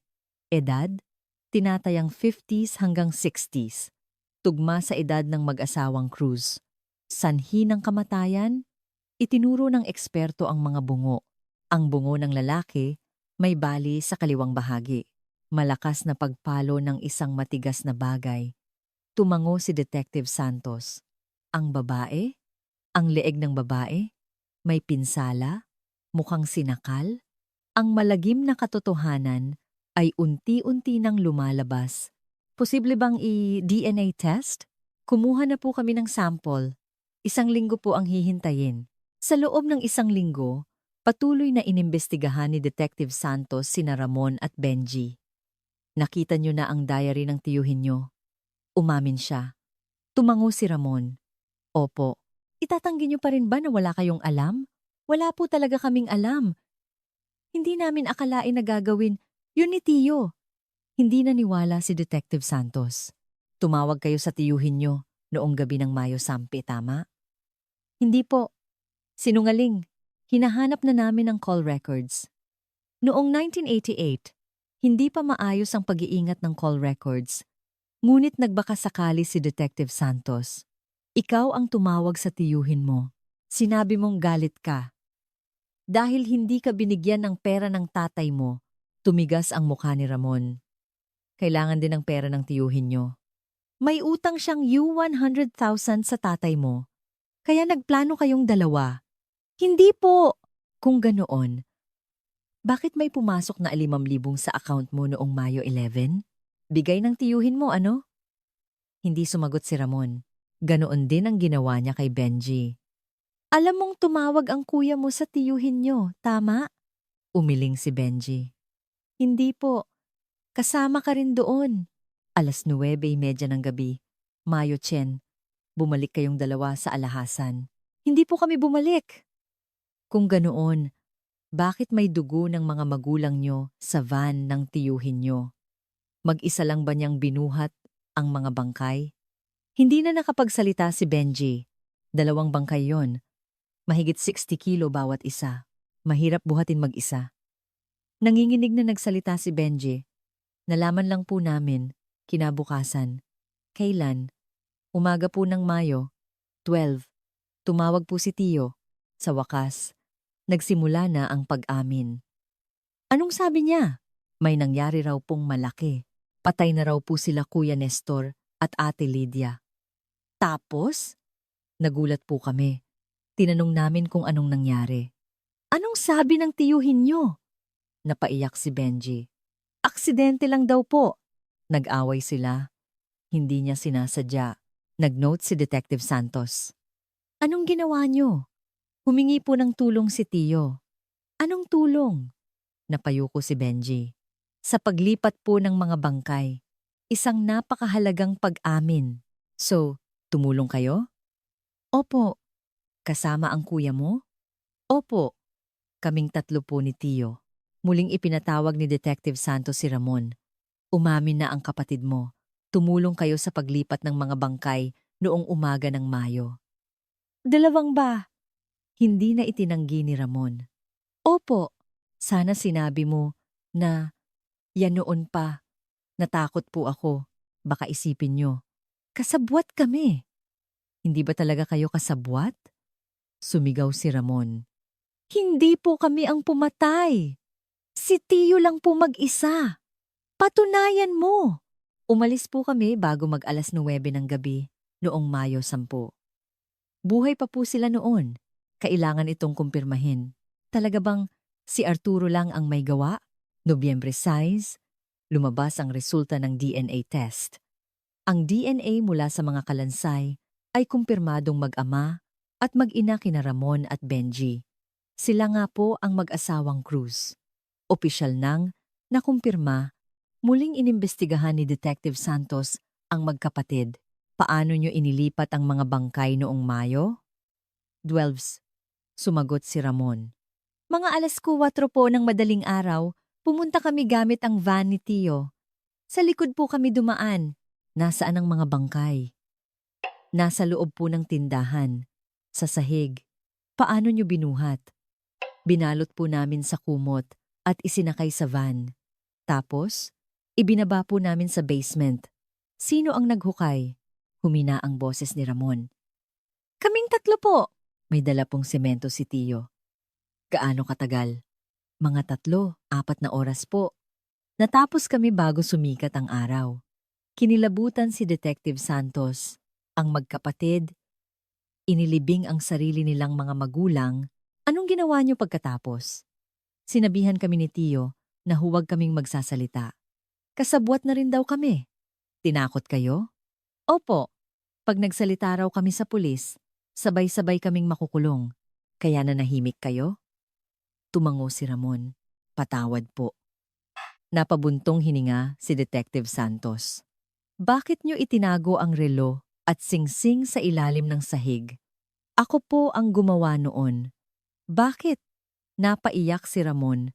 Baka po sakaling matagpuan balang araw. Para may ebidensya.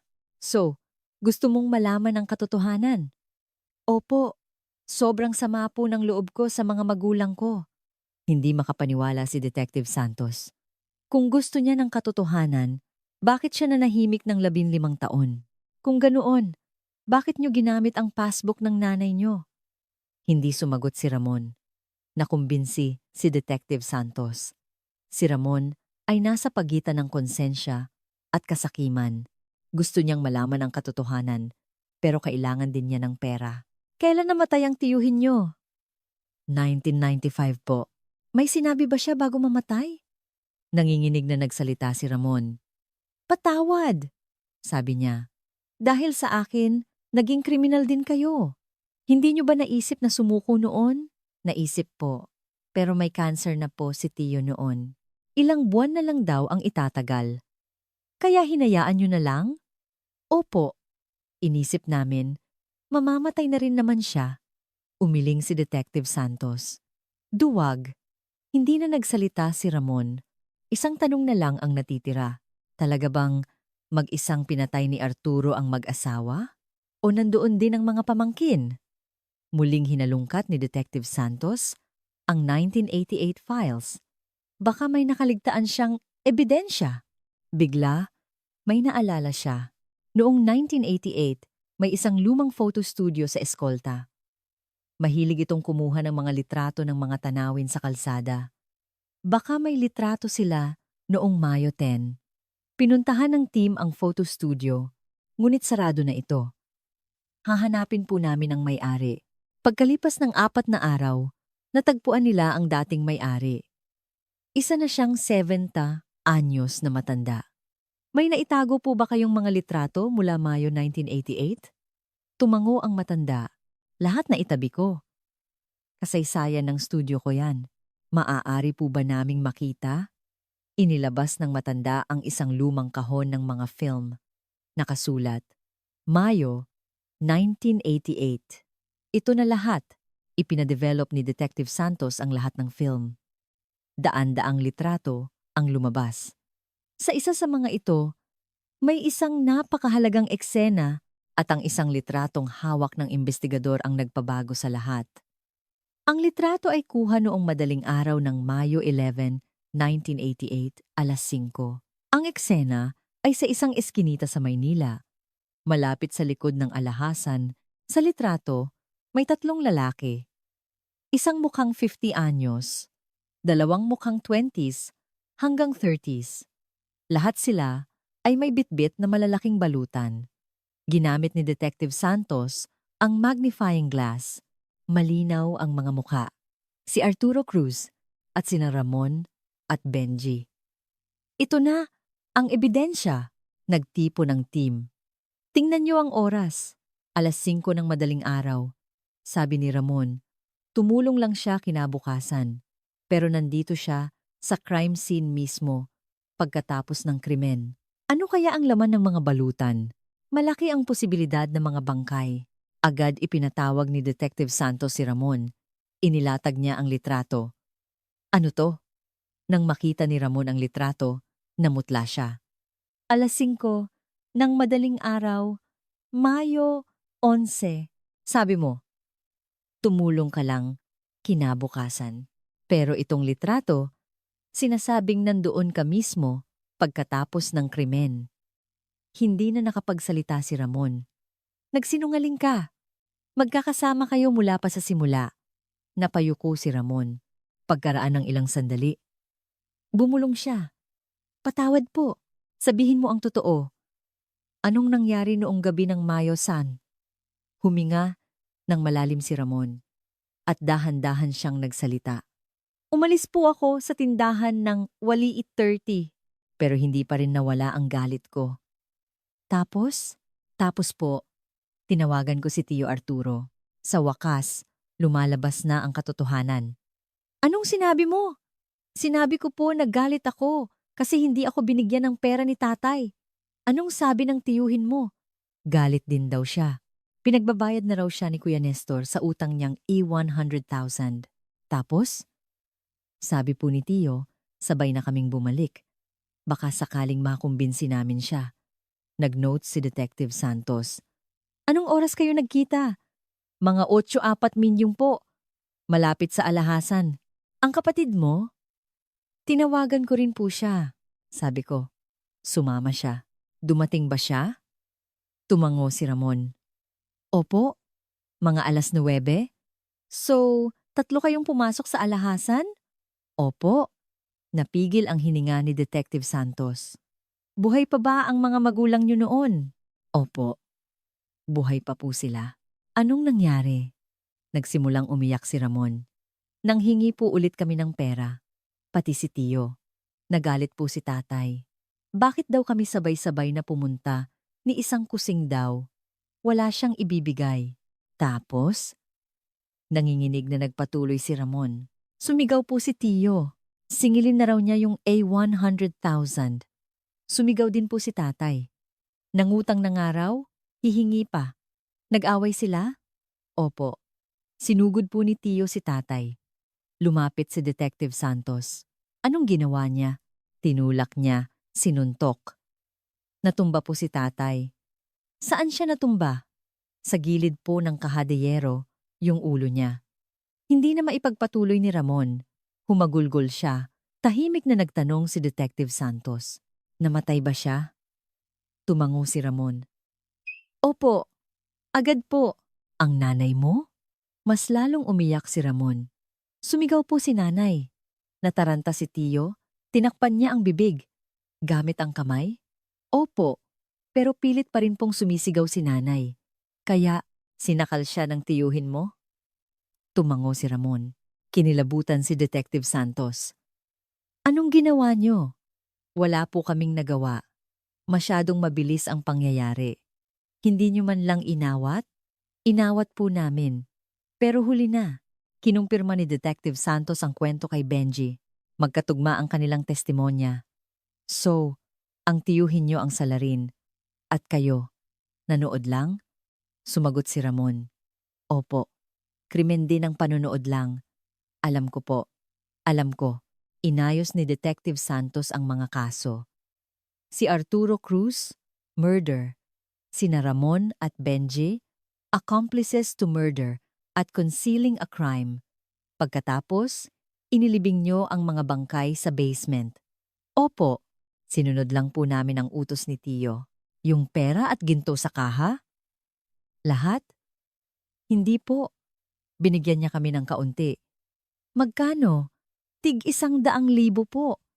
Nagkalkula si Detective Santos. May 1-2 milyon at 15 kilo ng ginto. Halos ais-ais milyon noong 1988 sa kaha. Kabuuang 8 milyon. Kung kinuha ni Arturo ang malaking bahagi at binigyan niya ng tig 1100 ang mga pamangkin, saan napunta ang natitira? Lahat ba ng natira? Kinuha ng tiyuhin mo? Tumango si Ramon. Sabi niya, siya na raw ang bahala. Muling ipinatawag ni Detective Santos si Chito. Bigla po bang nagkapera ang tatay niyo pagkatapos ng Mayo 1988? Tumango si Chito. Opo, nabayaran niya po lahat ng utang niya. Magkano po? Mga 100,000 po. Ang natitira? Hindi ko po alam. Pero pinalaki niya po ang negosyo niya. Magkano po ang ginastos? Mga 500,000 po siguro. Nagtutugma ang mga numero. Ginamit ni Arturo ang pera para sa sarili at sa negosyo. Nasaan na ang ginto? Tinunto ni Detective Santos ang financial records ni Arturo. Noong Hunyo 1988, nagbenta siya ng ginto sa isang alhasan sa halagang ia 6 milyon. Malaking bahagi kay Arturo, tig, awan 100,000 sa magkapatid, at ang ginto. Ang huling tanong, sino ang unang gumamit sa passbook ng ina? Sumagot si Ramon. Si Tio po. Noong 1990, sinabi niya sa amin na gamitin na rin namin kung kailangan namin. At doon, lahat ng katotohanan ay naisaayos na. Noong gabi ng Mayo 10, 1988, si Arturo Cruz at ang dalawang pamangkin ay pumunta sa alhasan.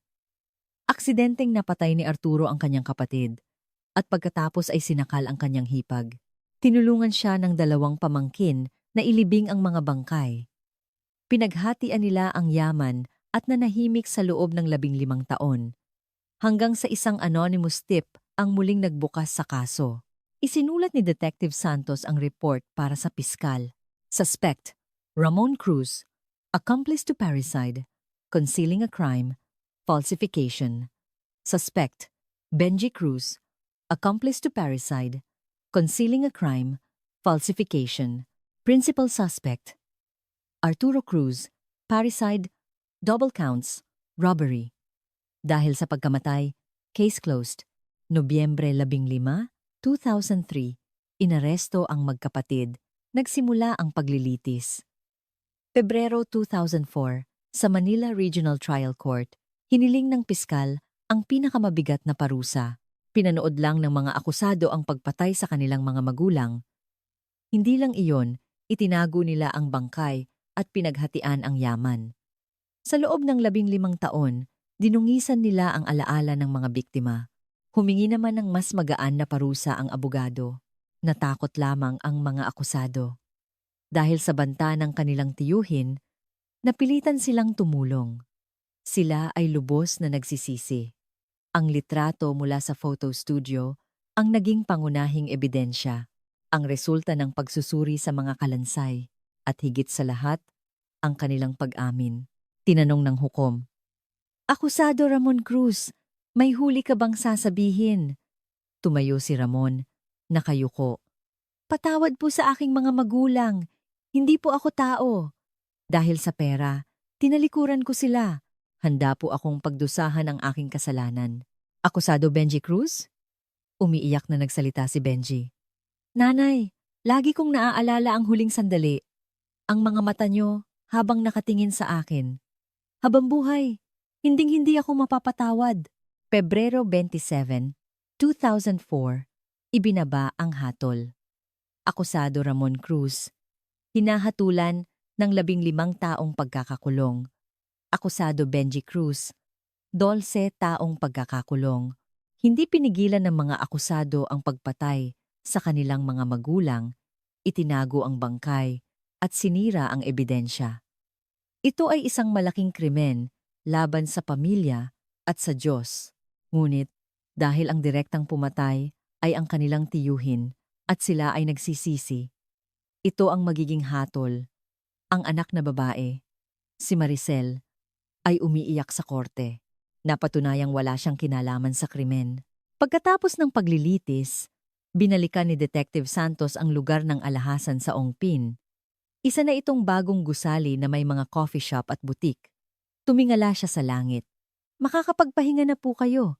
Pagkatapos ng 15 taon, nakamit ng mag-asawang Cruz ang hustisya. Ang yaman na pinag-agawan, naubos sa sugal ni Ramon, ginastos sa luho ni Benji. Ang bahagi ni Arturo, naubos sa palpak na negosyo. Walang natira.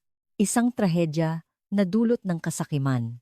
Marso 2004, inilibing ang mag-asawang Cruz. 2 na taon pagkatapos nilang mamatay. Si Maricel ang nanguna sa libing. Nasa kulungan sina Ramon at Benji. Sabi ng isang nakipaglibing, "Ang pinakamalapit sa'yo, siya pa pala ang pinakamatinding kalaban."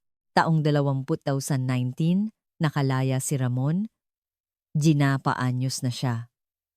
Tinanong siya ng mga reporter, "Anong gagawin niyo ngayon?" "Pupuntahan ko po ang puntod ng mga magulang ko." Sagot niya, "Nagsisisi po ba kayo?" "Araw-araw, pero huli na ang lahat." Taong 2023, nakalaya rin si Benji. Hindi siya nagsalita. Naglakad lang siyang nakayuko. Hindi na nag-usap ang magkapatid. Pati si Maricel ay hindi na nila kinausap. Wasak na ang kanilang pamilya. Ang pinakamalapit na relasyon, kapag pinasok ng kasakiman, ang nagbubunga ng pinakamalupit na krimen, ang yaman na inipon ng mag-asawang Cruz para sana sa kanilang mga anak ang siya mismong nagtulak sa mga ito sa krimen. Ang isang litratong kuha ng 5:00 ng madaling araw ang nagwasak sa 16 na taong kasinungalingan. Pinatay ng tiyuhin ang kanyang kapatid dahil sa pera at hindi ito pinigilan ng mga pamangkin. Ang milyon-milyong yaman ay naglaho at ang pamilya ay tuluyang nawasak. Sa sandaling ang pinakamalapit sa iyo ang maging pinakamatinding kaaway, doon guguho ang lahat. Ang yaman na inipon sa buong buhay ang siyang nagtulak sa mga anak sa pagiging kriminal. Kayo, ano ang naramdaman ninyo matapos marinig ang kuwentong ito? Mensahe sa pagtatapos. Ang kuwentong nagsimula sa alahasan sa Ongpin noong 1988 ay nagwakas lamang pagkatapos ng 16 na taon. Ang mag-asawang Nestor at Lydia Cruz ay namuhay ng marangal. Nagtrabaho sila mula umaga hanggang gabi para makaipon. Ginamit nila ang perang iyon para palakihin ang kanilang mga anak, ipakasal, at bigyan pa ng buwanang allowance. Ngunit hindi ito sapat. Ang mga anak ay naging sakim at ang mga magulang ay tiningnan nilang parang ATM. Noong gabing iyon ng Mayo 10, 1988, ang galit at kasakiman ay sumabog. Isang iglap, isang trahedya. Ang ama ay namatay. Ang ina ay sinakal. Ang huling hininga ay isang salitang inukit sa singsing, saklolo. Inilibing sila ng sarili nilang mga kamag-anak sa ilalim ng lupa. Pinaghatian ang yaman, ngunit ang katotohanan ay laging lumalabas. Isang tawag, isang pagsisiyasat, at mga ebidensyang itinago ng panahon ang nagbigay hustisya sa mag-asawa. Ngunit ang kapalit ay napakalaki. Nawasak ang pamilya. Ang naiwan ay hindi yaman, kundi habang buhay na pagsisisi. Ang tanong ng kuwentong ito ay malinaw. Ang tunay na pagmamahal sa magulang ay hindi ang pag-asam sa kanilang yaman, kundi ang pagbibigay ng oras at pag-aaruga habang sila ay nabubuhay. Ang pera ay nawawala, ngunit ang pagmamahal ay nananatili. Sana ang kuwentong ito ay magsilbing aral na ang kasakiman ay kayang sirain kahit ang pinakamatibay na ugnayan, na ang tunay na yaman ay hindi pera, kundi ang pamilyang nagmamahalan. Maraming salamat sa inyong pakikinig. Nawai ang kapayapaan at pagmamahal ay laging sumainyo at sa inyong mga pamilya.